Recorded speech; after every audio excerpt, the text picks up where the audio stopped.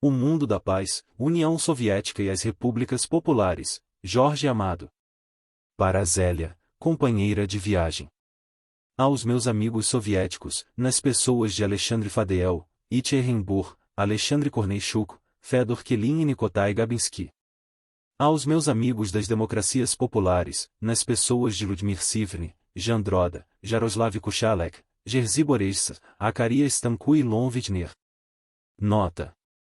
Passei o inverno de 1948 a 1949 na União Soviética. A convite da União de Escritores Soviéticos, visitei, nos últimos 2 anos, vários países de democracia popular, a Tchecoslováquia, a Polônia, a Hungria, a România, a Bulgária. Junto neste livro algumas observações feitas por mim no decurso dessas viagens. Não se trata nem de um livro de ensaios, nem de um estudo político, tampouco de um volume de reportagens. São simples notas de viagem, despretensiosas. Escrevi estas páginas pensando no meu povo brasileiro, sobre o qual uma imprensa reacionária e vendida ao imperialismo yankee vomita, cotidianamente, infâmias e calúnias sobre a URSS e as democracias populares. O povo brasileiro não deseja guerra e luta contra os que a querem provocar. Escrevendo este livro, Anotações sobre a vida dos povos soviéticos e dos povos das democracias populares, pretendi colaborar para o restabelecimento da verdade para mostrar como o trabalho construtivo da URSS e das democracias populares interessa ao mundo inteiro, é fator essencial na defesa da paz. Sentir-me-ei alegre se este meu livro for útil à luta do povo brasileiro contra o imperialismo yankee, pela sua libertação nacional e pela paz. Como uma contribuição à luta pela paz eu escrevi como homenagem de um escritor brasileiro ao camarada Stalin, no seu 70º aniversário, sábio dirigente dos povos do mundo na luta pela felicidade do homem sobre a terra. J.A. No Castelo da União dos Escritores Tchecoslovacos, Dobris, dezembro de 1949, janeiro de 1950. Visão da URSS. A cada dia se levanta mais e mais o nosso povo. Não somos hoje os mesmos de ontem, e amanhã não seremos os mesmos de hoje. Não somos já os russos de antes de 1917, a nossa Rússia já não é a mesma, não é o mesmo nosso caráter. Modificamo-nos e crescemos paralelamente com as grandiosas transformações que modificaram radicalmente o aspecto do nosso país. Zhdanov. Nesta noite escura de turvos assassinos, invoco teu nome de mariposa e águia, de flor e tempestade. E quando digo URSS, ouço o eco dos povos repetindo teu nome traduzido, paz, significa. De um poema.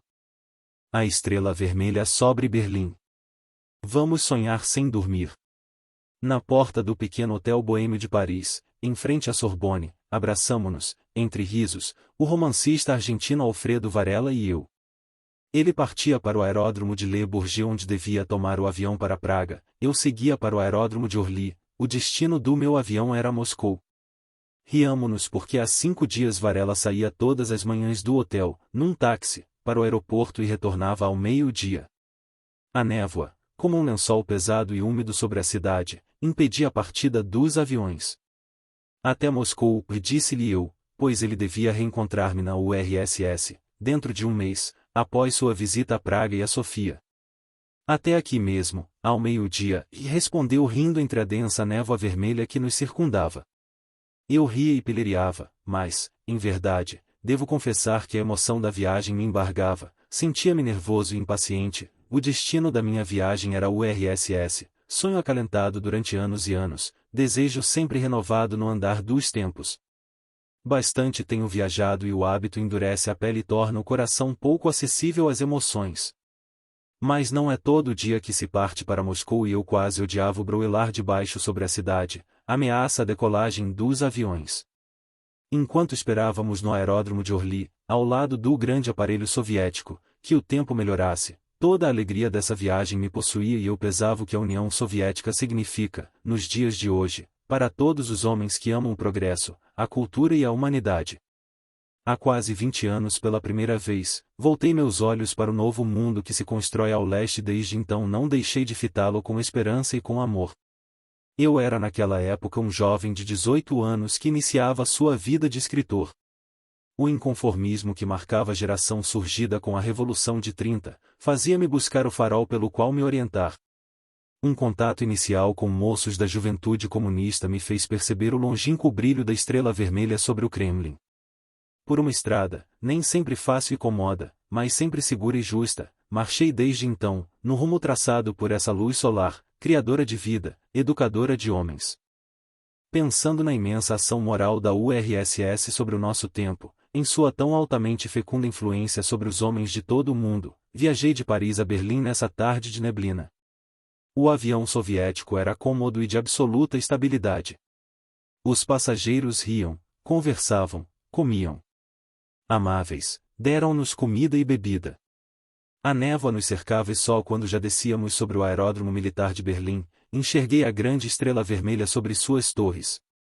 Sobre as torres de Berlim, de onde nos dias de ontem haviam partido as hordas nazistas para destruir o mundo socialista. Foi para mim insopitada emoção.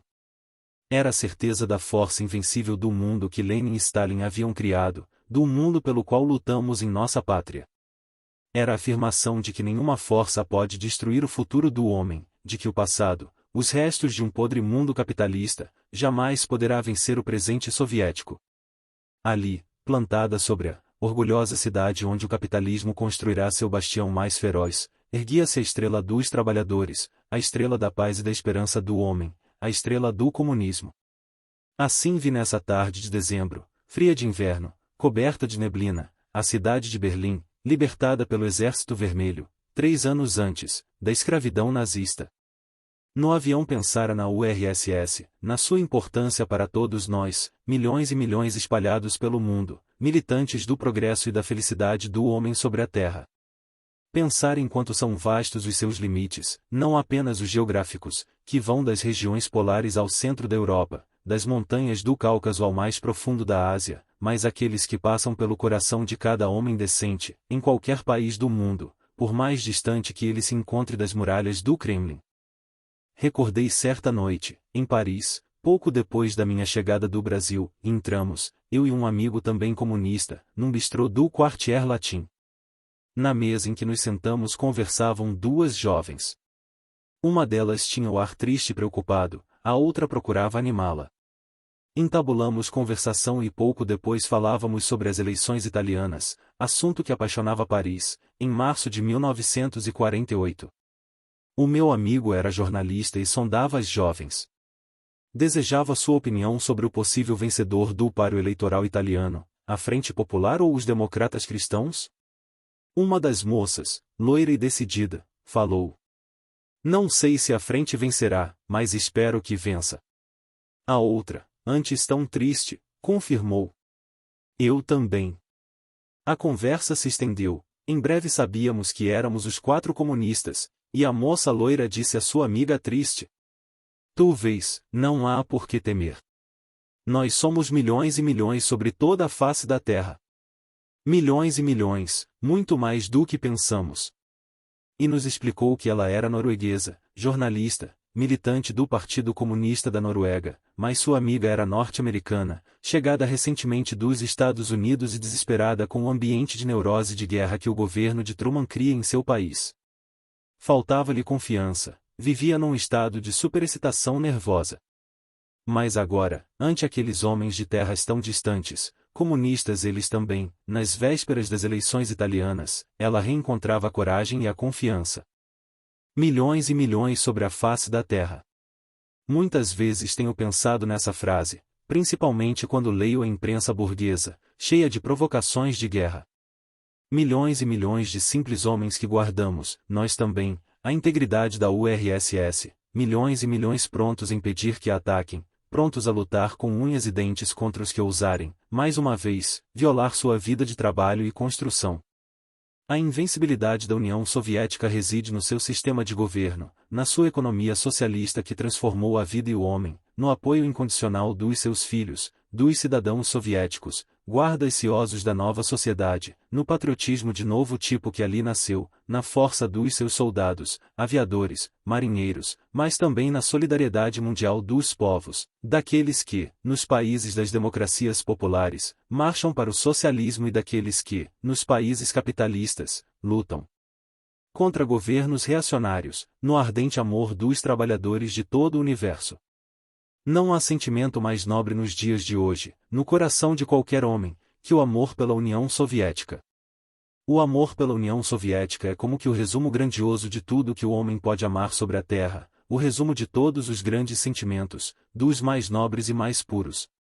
Se alguém ama sua mulher e seus filhos, seu pai e sua mãe, se possui em seu coração o amor à família, o desejo de ver suas crianças crescerem felizes, então tem de amar a URSS, onde a vida das crianças decorre como num paraíso, onde não há velhice desabrigada e infeliz, onde as relações de família se despiram de qualquer resquício de mesquinhez, onde o amor dos parentes pôde ganhar sua integral beleza.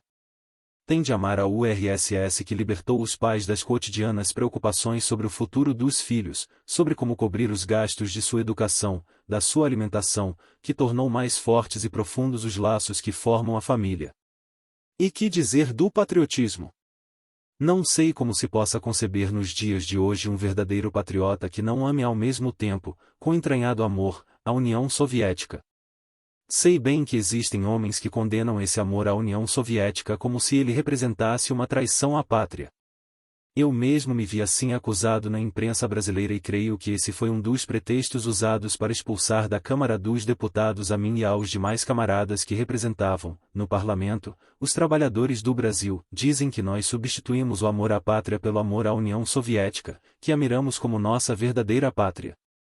Arrotam uma soberba indignação, parecem ofendidos nos seus mais elevados sentimentos patrióticos.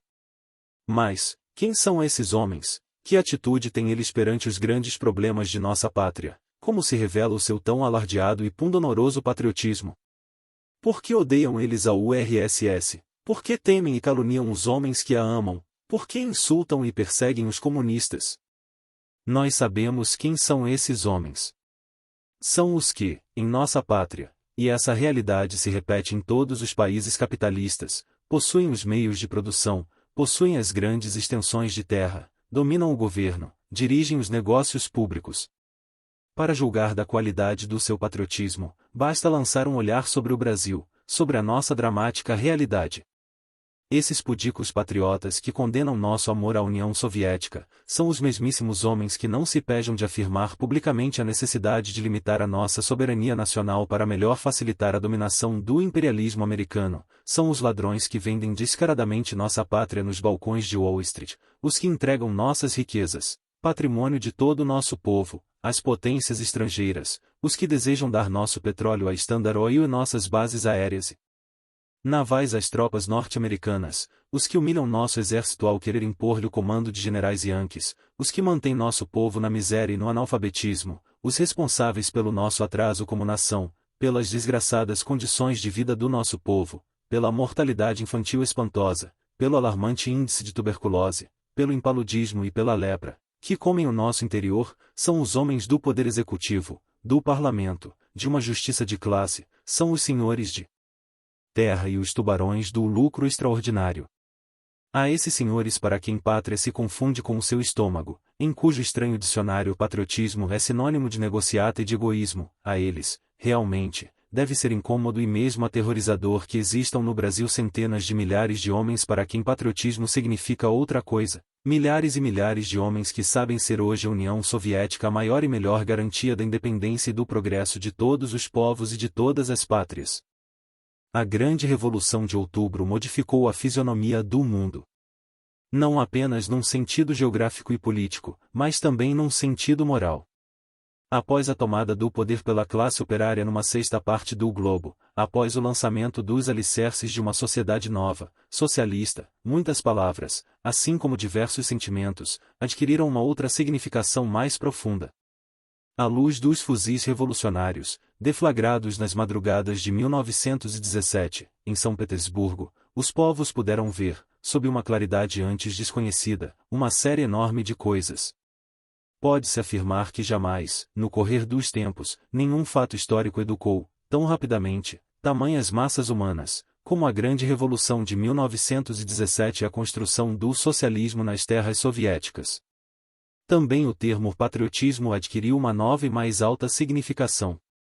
Não se trata mais, apenas, de amar a terra natal, o berço onde nascemos e onde crescemos, trabalhamos, amamos e sofremos, de defender-a se ela é atacada. Trata-se disso e de muito mais. Patriotismo é o amor pela terra natal, livre de toda exploração, da exploração estrangeira e da exploração do homem pelo homem. É o amor pela terra natal onde a vida se faz cada dia mais bela e melhor, onde o homem pode construir, não apenas sua família, e com que sacrifícios nos países capitalistas, mas onde sabe garantir a felicidade de sua família. É o amor pela terra natal a qual já não estamos somente ligados pelo fato de nela havermos nascido, mas por mil outros laços, por ser nosso tudo que ela possui e produz. A União Soviética ensinou os povos do mundo a amar suas pátrias, de uma forma mais nobre, alta e consciente. Por isso mesmo possibilitou o crescimento dos movimentos libertadores em todas as partes do mundo. Sem falar sequer em que foi a URSS, com os seus gloriosos soldados, que novamente deu a independência aos países do leste europeu, na Polônia, a Tchecoslováquia, a Bulgária, a România, a Albânia, a Hungria, a Iugoslávia, com cuja independência negocia hoje, novamente, um traidor, sem falar sequer que devemos ao seu invencível exército a liquidação do nazismo. Ameaça real contra a independência de todos os países, inclusive do nosso. Basta lembrar, para amar a URSS, a influência dos ensinamentos da Revolução de Outubro, evidentemente de porte infinitamente mais amplo que os da Revolução Francesa, no seu tempo.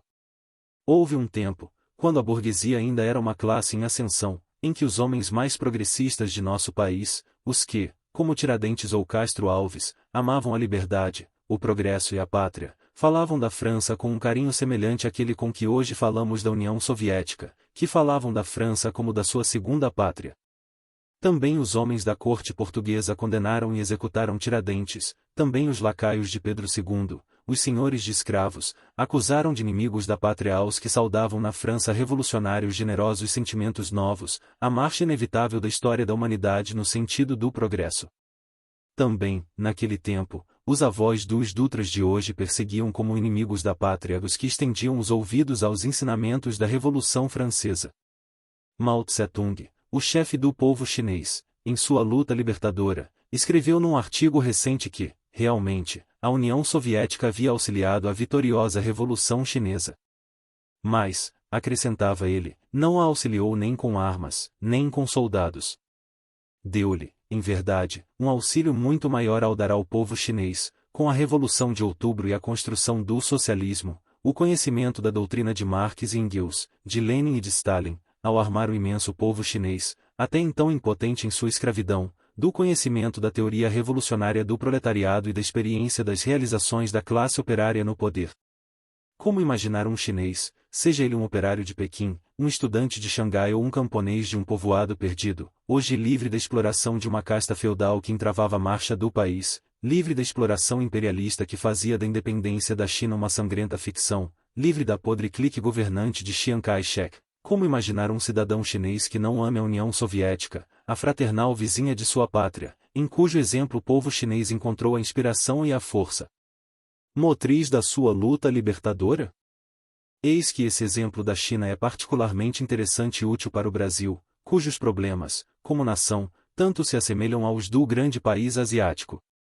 Como a China, possuímos um enorme território, somos uma semicolônia vítima da exploração imperialista, nossas terras são dominadas, elas também, por uma casta de senhores feudais, retrógrados e obscurantistas, a elite governamental atingiu a mesma decomposição, o mesmo cinismo, está tão putrefata quanto a de Chiang Kai-shek.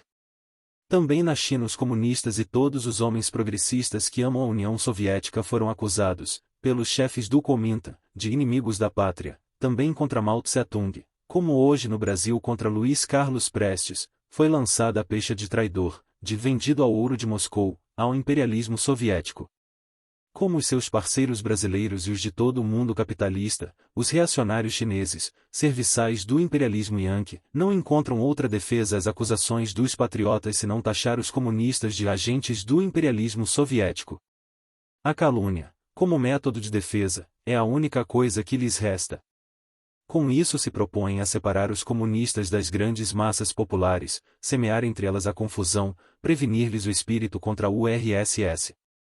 Mas a realidade é tão evidente, tão clara a situação que, mesmo as camadas mais atrasadas da população podem comprovar quais os traidores, quais os vendidos, quais os agentes do imperialismo, como podem comprovar também qual a política da URSS em relação às demais nações e como difere totalmente, como é exatamente oposta à dos países imperialistas. O que dirige a URSS na sua política internacional, nas suas relações com os demais países, é o respeito absoluto à soberania das nações, à livre determinação de cada povo. O primeiro ato da Revolução de Outubro foi libertar do jugo czarista a família das nações soviéticas, antes oprimidas. Quem deu a independência à Finlândia, senão a Revolução de Outubro? E qual a sua atitude em relação à China? Abandonar, restituindo ao povo chinês, todos os privilégios concedidos pelos governos antinacionais à Rússia czarista. Essa foi a política da URSS.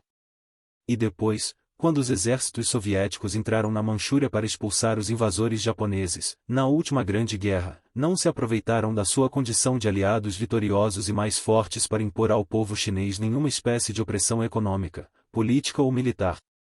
Os soldados soviéticos, após a vitória, deixaram o solo chinês. Ao mesmo tempo em que o imperialismo anglo-americano intervinha de forma brutal na vida política interna da China, quando os Yankees armavam os exércitos mercenários de Chiang Kai-shek para impedir a libertação do país. Hoje, a Revolução Chinesa está triunfante. Quase 500 milhões de homens, imensa parcela da população humana, libertaram-se do jugo do imperialismo e do feudalismo, iniciam, em meio ao entusiasmo e à alegria, a construção do socialismo em sua pátria.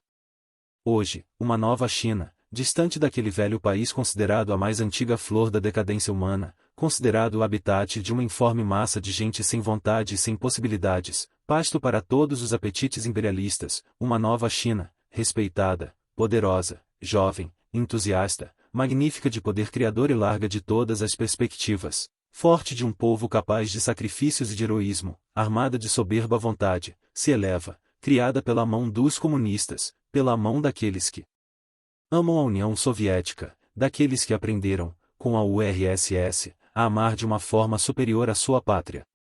Quem são então os traidores? Quem são então os vendidos? Quem é o símbolo do patriotismo chinês e Mao Tse-tung, que libertou seu país, que restabeleceu o sentimento de dignidade de seu povo, que lançou os alicerces de uma nova vida para centenas de milhões de pobres, ou esse postulento Chiang Kai-shek, que não é sequer respeitado pelos seus patrões do imperialismo Yankee, que é, mesmo por eles, considerado um negocista sem escrúpulos, um estadista incapaz, um homem desprovido de senso nacional? Sim, não pode haver nos dias de hoje, quando se trava a grande e última batalha contra os restos do mundo capitalista, quando todos os caminhos conduzem, na frase de Molotov, ao comunismo, sentimento mais nobre, mais significativo que o amor à União Soviética, as coisas que ela defende que são a paz entre as nações e os povos e a felicidade do homem. Já se disse que amanhã a história julgará os homens do nosso tempo em função da sua atitude atual em relação à URSS. Será essa medida para separar os homens do progresso dos mesquinhos homens que vivem voltados, exclusivamente, para os seus interesses pessoais. Para amar a URSS, basta possuir um coração generoso, onde não seja o egoísmo o único sentimento a medrar, onde também exista o amor ao ser humano. Porque, somente na União Soviética, o homem, o novo homem socialista, já pôde tomar posse de sua completa dignidade de homem liberto, finalmente de todas as travas que lhe impõe uma sociedade injusta, produto da divisão em classes, da exploração de uma classe pela outra. Sim, a União Soviética vale como um definitivo divisor de águas. Os sentimentos em relação a ela definem a posição dos homens nos dois campos em que se divide o mundo atual, o campo da paz e do progresso, o campo da guerra e do imperialismo escravagista. Uma terceira posição é impossível, em qualquer domínio humano, da política à arte, da ciência à literatura. Estamos travando a grande batalha final e ninguém pode esquivar-se a dela participar. Ninguém pode, impunemente, alardear sentimentos generosos, princípios socialistas, usar a máscara de amigo do povo e da classe operária, e, ao mesmo tempo, manter uma atitude hostil à União Soviética. O desmascaramento é imediato, e não há mais quem acredite nos partidos ou nos intelectuais terceira posição. Os socialistas de direita, os trotskistas de todos os matizes, os intelectuais ditos de esquerda, que pregam a arte pela arte, a ralé titista que é a última moda yankee entre certos escritores e artistas, todos os que começam se declarando contra o imperialismo e contra a União Soviética, responsabilizando tanto a um como ao outro pelo clima de perigo de guerra em que vivemos, terminam, num prazo mais ou menos rápido, por mostrar-se na sua triste nudez de agentes imperialistas. Nós, brasileiros, tivemos a possibilidade de ver a verdadeira face do Partido Socialista Brasileiro, o partido dos puros, dos mais generosos, dos verdadeiros socialistas, quando os seus deputados, na Câmara Federal, aprovaram o rompimento de relações entre o Brasil e a União Soviética, ruptura imposta pelo imperialismo yankee. Aceitar a tese de um perigo yankee, e, ao mesmo tempo, de um perigo soviético é fazer pura e simplesmente o jogo do imperialismo. Que mais pode desejar Wall Street, que de melhor podem lhe dar os seus amigos socialistas, que apresentar ao povo a União Soviética como ameaça à nossa independência, às nossas instituições democráticas, ao nosso desenvolvimento? Enquanto os mestres cantores socialistas, com doce voz demagógica, entoam suas áreas antissoviéticas, o imperialismo yankee vai liquidando o que nos resta de independência, transforma a Constituição num farrapo inútil de papel, desencadeia o terror policial, assassina e tortura patriotas, cultiva a miséria e a fome do povo. Mas, dizem estes socialistas, nós somos contra o imperialismo yankee, nós somos, etc., etc. e tal. Apenas, eles estão de tal maneira ocupados em atacar o perigo soviético, que não têm tempo de falar no perigo, esse real, dramaticamente real, do imperialismo yankee. Mas estamos longe do tempo em que era possível enganar indefinidamente o povo. A última guerra muito ensinou às grandes massas populares. A bandeira nazista do anticomunismo e do antissovietismo deixou de impressionar, desde que desceram das torres de Berlim os trapos da suástica e se elevaram as estrelas vermelhas do socialismo. Já ninguém pode apresentar a União das Repúblicas Socialistas Soviéticas como um papão de povos porque os exemplos em contrário são agora montões. Basta atentar por um momento nas diferenças que marcam a política da União Soviética na Alemanha e a dos franco-anglo-americanos. Stalin, o artífice genial da sociedade soviética e da paz mundial, escrevia em plena guerra, nos primeiros meses de 1942, essas palavras cheias de nobreza, que dão a linha da política seguida pela URSS em relação à Alemanha vencida. Fala-se, por vezes, em certa imprensa estrangeira, que o Exército Vermelho se propõe a exterminar o povo alemão e a destruir o Estado alemão. Trata-se de uma mentira estúpida e de uma calúnia imbecil contra o Exército Vermelho. O Exército Vermelho não abriga nem pode abrigar propósitos tão idiotas. O Exército Vermelho se propõe a expulsar de nosso país os invasores alemães e libertar dos usurpadores fascistas alemães o território soviético. É muito provável que a guerra pela libertação do solo soviético conduza à expulsão ou à liquidação da camarilha de Hitler. Nós comemoraríamos semelhante desfecho. Mas seria ridículo identificar a camarilha hitlerista com o povo alemão, com o Estado alemão.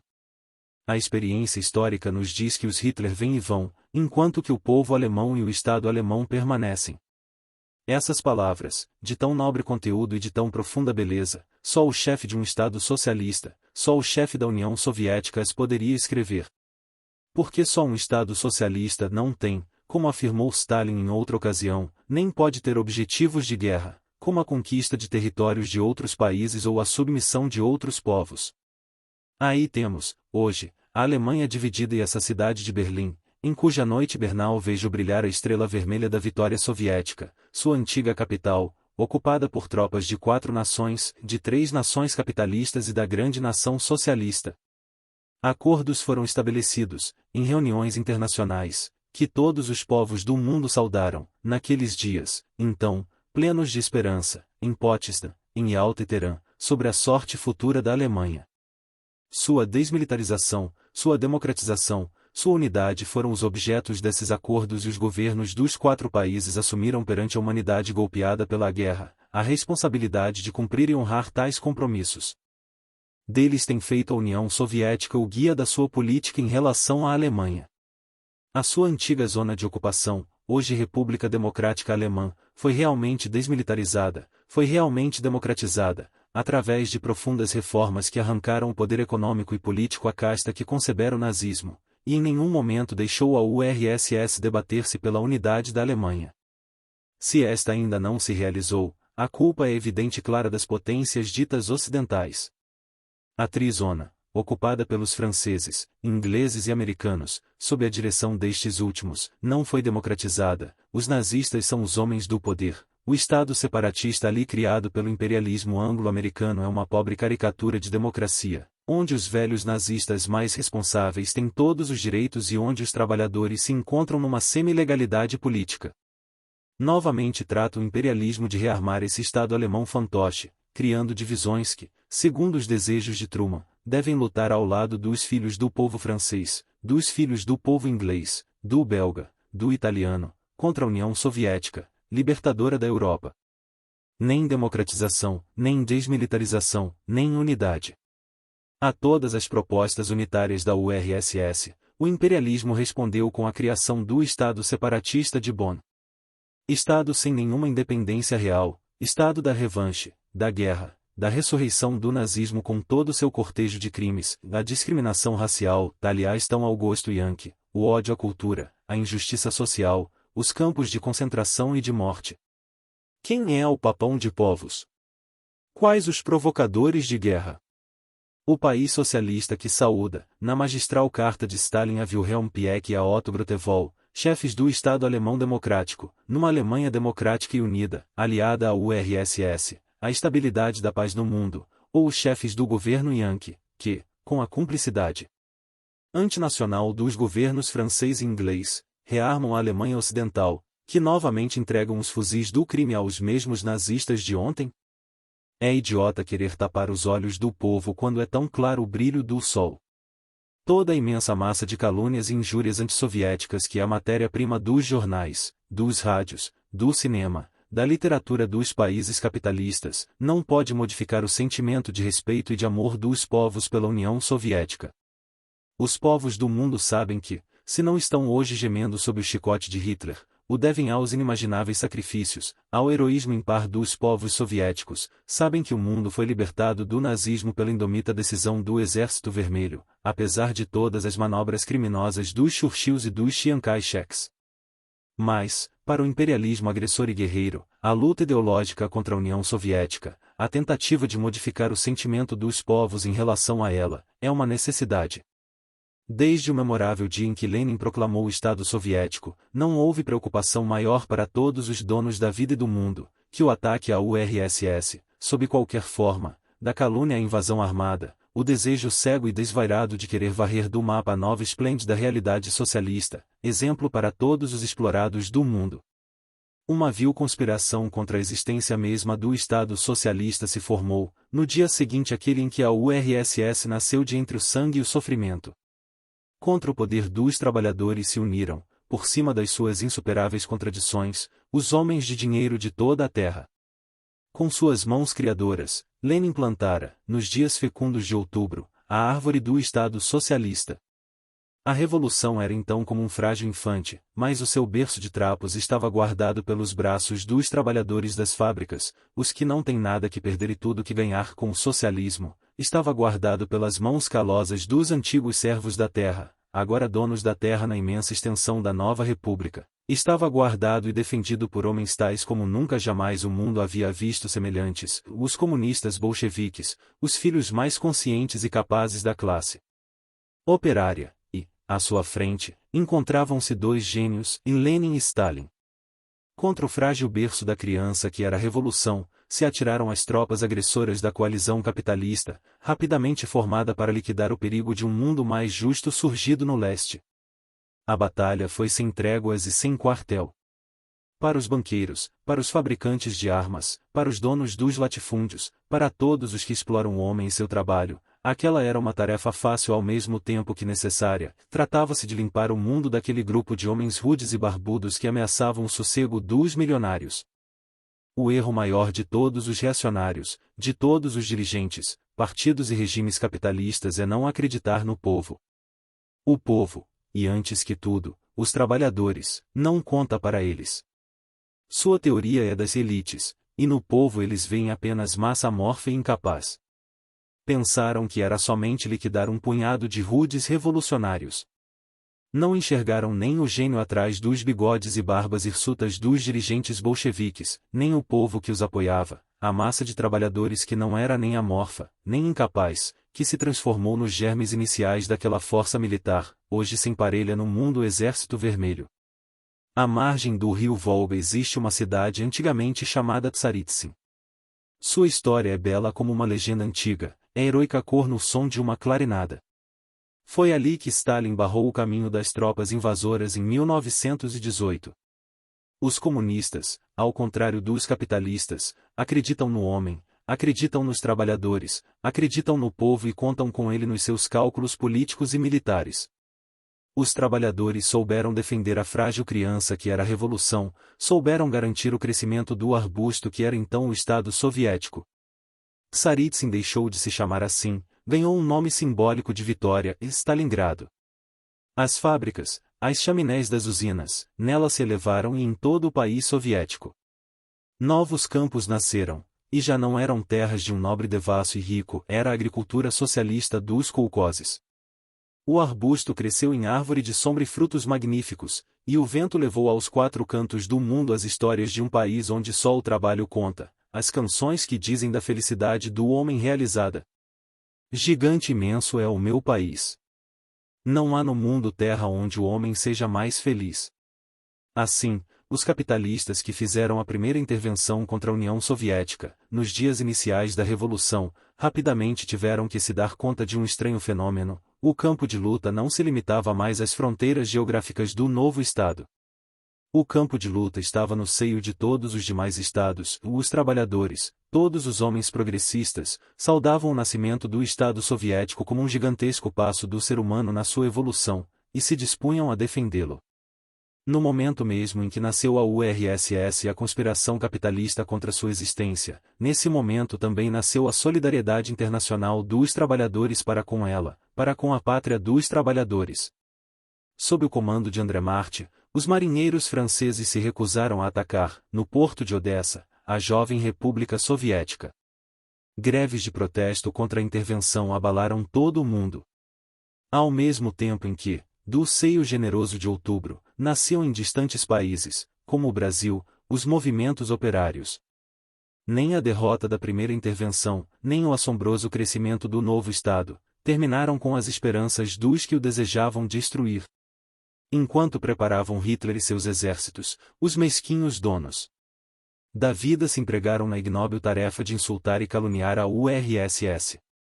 Todos nós sabemos a quantidade imensa de infâmias e de imbecilidades que se escreveu e que ainda se escreve contra a União Soviética.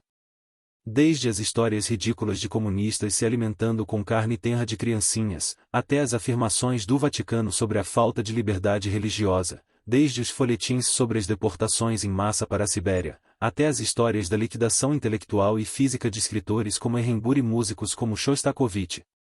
Muito papel, muita tinta e, principalmente, muito dinheiro, gastaram os capitalistas para difamar a URSS, para deformar sua imagem, para apresentá-la aos povos com uma hedionda face de megera, para afastá-la do cálido amor dos trabalhadores e dos homens progressistas.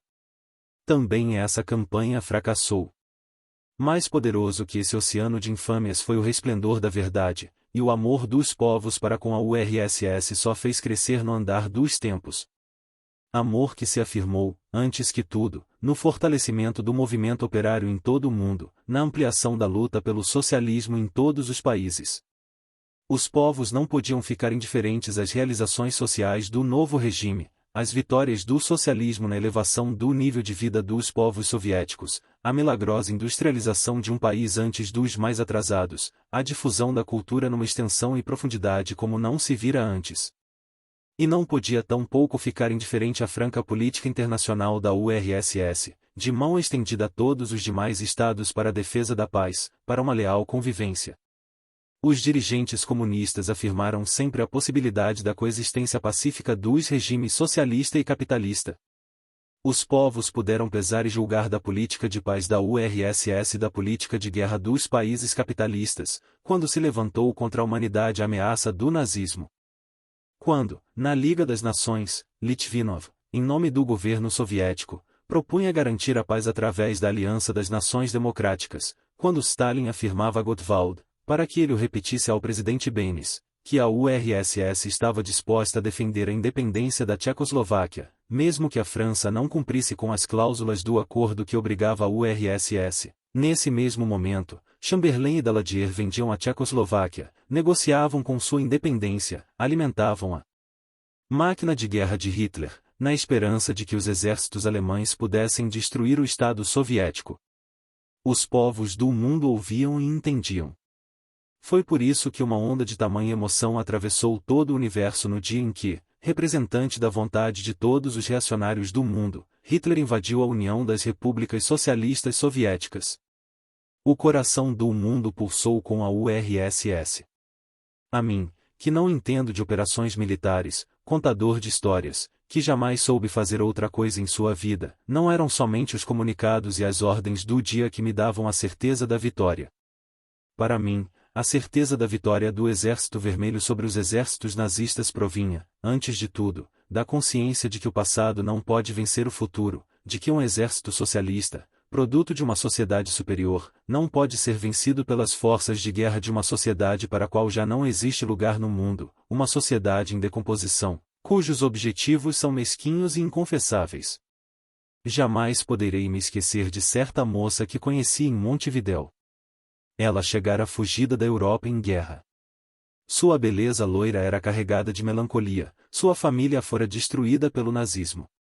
Perderá a confiança na vida e no ser humano, seu coração estava seco e seus lábios tinham desaprendido de sorrir. Certa vez, estávamos num parque, um grupo de amigos, quando um pacífico avião de passageiros atravessou os ares com seu ruído característico. A moça europeia estremeceu e quase inconscientemente procurou um abrigo onde se guardasse das bombas. Recém-chegada da guerra, solitária e infeliz, carregava sua dor por entre as ruas da cidade estranha, numa vida sem objetivos, sem desejos nem ambições. Era como uma morta a qual houvessem restado os movimentos. Voltei a vê-la meses depois, quando no primeiro inverno da invasão da URSS, os soldados soviéticos praticavam milagres de heroísmo. O sorriso retornará aos seus finos lábios, a cor voltará à sua face de porcelana antiga, o calor de vida ao seu coração. Trabalhava, no entusiasmo de convalescente, num grupo feminino de ajuda à URSS, cosia e tricotava. O Exército Vermelho lhe havia restituído o gosto da vida, apagar o amargor dos seus olhos, restabelecera-lhe a confiança nos homens. Recordo aquele inverno de 41, quando as tropas nazistas estiveram às portas de Moscou. Vivíamos suspensos, nossos olhos puxados para o leste, nosso coração pulsando a cada notícia. Naqueles dias, e durante todo o desenrolar da guerra, os homens da reação puderam se dar conta de quão alto era o sentimento mundial de solidariedade para com a URSS. A conspiração armada contra a existência do Estado soviético, no instante do seu nascimento, encontrara na invasão nazista o seu maior momento. Desta vez, pensaram os inimigos do homem, é o fim da malfadada experiência socialista e poderemos, finalmente, dormir em paz após 25 anos de desassossego. Hitler, o cão de fila da reação, não afirmara ele ser a campanha contra a URSS uma passeata militar de 4 semanas pelas estepes. A imprensa não afirmara, durante anos e anos, que os aviões russos não voavam, que seus tanques eram de papelão, os melhores de madeira, que os seus fuzis não atiravam. Não garantiram todos os estadistas e dirigentes burgueses, durante anos e anos, que os povos soviéticos estavam descontentes com o regime, encontravam-se oprimidos e não se revoltavam exclusivamente por terror da polícia política. Que bastaria o anúncio da entrada dos soldados nazistas para que os povos soviéticos pusessem abaixo seus dirigentes e seu regime socialista, e voltassem, quais filhos pródigos arrependidos, à mansão capitalista. A Grande Guerra contra o nazismo serviu também para ainda mais educar os povos do mundo no conhecimento da verdade sobre a URSS. Os aviões voavam e voavam melhor que os antes invencíveis aviões nazistas. E não só os aviões voavam, como eram dirigidos pelos mais capazes aviadores do mundo. E não só eram dirigidos pelos mais capazes aviadores do mundo. Acontecia, ainda por cima, que esses aviadores, saídos das fábricas, dos colcoses ou das universidades, eram de tal maneira devotados à sua pátria socialista, ao seu regime soviético, que, quando lhes acontecia perder as duas pernas, aprendiam a andar com pernas mecânicas e voltavam a pilotar aviões e a derrubar bombardeiros nazistas, como sucedeu com Alexis Mareseev, de quem vos falarei mais adiante. Os tanques, ó surpresa! Não eram nem de papelão nem de madeira, eram mesmo tanques mais poderosos que os de qualquer outro exército e conduzidos por tanquistas de tal maneira devotados à sua pátria e ao regime, que chegaram de Moscou a Berlim, libertando países e povos. E os fuzis atiravam e com pontaria. A guerra mostrou aos povos do mundo, não só o poderio industrial da URSS, as vantagens de uma agricultura socialista, o progresso imenso do país, mostrou uma coisa ainda mais importante, o novo homem soviético, o novo homem formado na sociedade socialista. E os povos viram que era um homem diferente, melhor, mais capaz, era o retrato do homem do futuro. A URSS é o futuro do mundo tornado presente numa sexta parte do universo. Lenin e Stalin não transformaram apenas o mundo, eles precipitaram a marcha do tempo, adiantaram o calendário da humanidade. Daqui, desta cidade de Berlim, sobre cujas torres vejo agora as estrelas vermelhas derramando sua luz de alvorada, partiram nos dias de ontem as tropas mercenárias que deviam apagar da terra a luminosa pátria dos trabalhadores. Iam limpando de orgulho e levavam as mãos tintas de sangue inocente derramado. Os que os haviam enviado, aqueles que amam o dinheiro sobre todas as coisas, não se convenceram ainda de que vão lutar contra a invencível marcha da história. Daqui partiram para a derrota, mais uma vez os dentes da vil conspiração foram quebrados naquela mesma cidade legendária das margens do Volga, pelo mesmo homem de 18, o Joseph Stalin. No aeródromo coberto de neve, na tarde escura de inverno, fito as estrelas vermelhas sobre as torres de Berlim. Um oficial soviético, ao meu lado, convida-me a entrar no edifício do aeródromo para jantar. Mas meus olhos estão presos à luz dessas estrelas de vitória, meus pensamentos continuam viajando para a URSS. Amanhã, se o tempo permitir o voo dos aviões, estarei em Moscou. Irei ver com meus olhos a realização de tudo por que sempre lutei. Parece-me um sonho. Lembrei-me, nesse momento, de um amigo, um negro estivador no cais lírico da Bahia, que costumava dizer quando lhe acontecia algo de bom: estou sonhando sem dormir. Amanhã, é minha vez de sonhar sem dormir.